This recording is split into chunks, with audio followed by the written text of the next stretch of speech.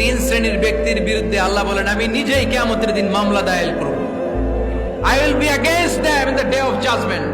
Three categories of people I will be against them in the day of judgment. তিন শ্রেণীর লোক কিয়ামতের দিন তারা ছাড় পাবে না।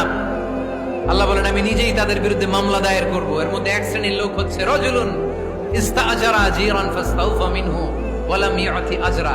একজন শ্রমিক ভাড়া করে তার কাছ থেকে কাজ নিয়েছে কিন্তু তার পারিশ্রমিক আদায় করে নাই। এরকম আছে না নাই?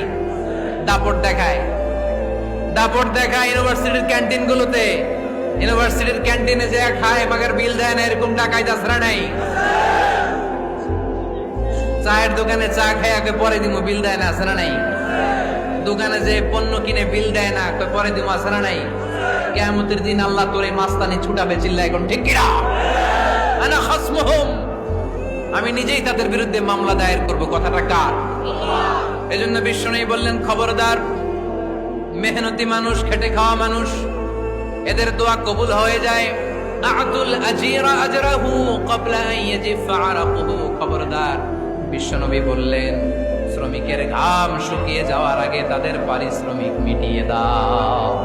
বিশ্বনবীর বিখ্যাত হাদিস, আতুল আজিরা আজরাহু ক্বাবলা আন ইয়াজিফা আরাকুহু। শ্রমিকের ঘাম মাটিতে লাগার আগে, শুকিয়ে যাওয়ার আগে তাদের পারিশ্রমিক মিটিয়ে দাও। কেননা তারা যদি বদদোয়া করে তোমার জীবনকে জাহান্নাম বানিয়ে দিবে কে?